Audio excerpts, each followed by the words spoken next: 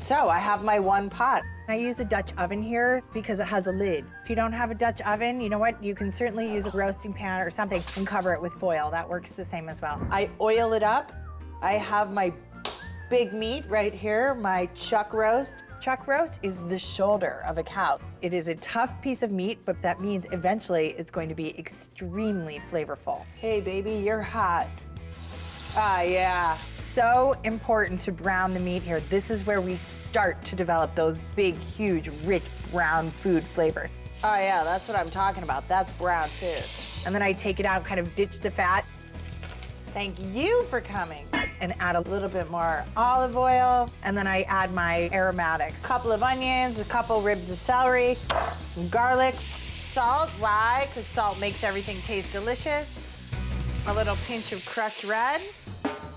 Let's thicken this up a little. We're gonna add a little tomato paste. We brown that as well. And then toss a little vinegar in there. This is one of our super secret flavor weapons. To really excite the flavor, add in a little thyme bundle, some bay leaves, and a couple of star anise. You know, those things that look like stars, add a really interesting flavor bump.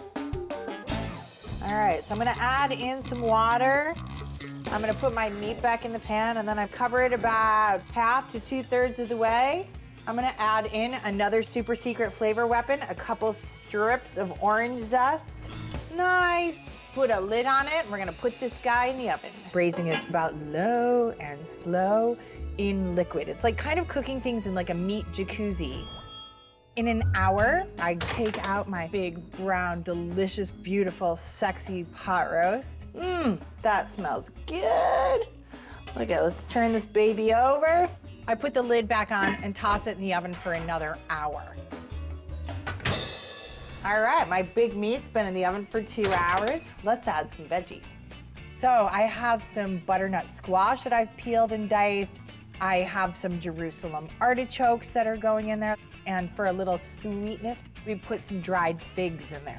And that gives like a chewy, almost like pruny, raisiny kind of feel to this also. I'm gonna stir these guys in. We're gonna toss this back in the oven for about half an hour. And then, oh, let's come down the home stretch. I take the lid off.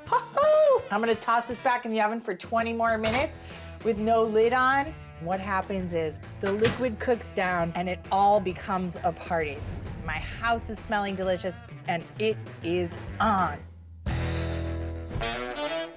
We have a big fat pot roast. Chin chin, and let's dig in. Yeah. It's warm, it's brown, it's delicious. But then it has all these interesting flavor points in there. So yum, Anne. Super yum. All of these delicious things, and it's like exciting and refreshing, and my mouth is excited to take another bite. Pot roast, one pot meal, yeah.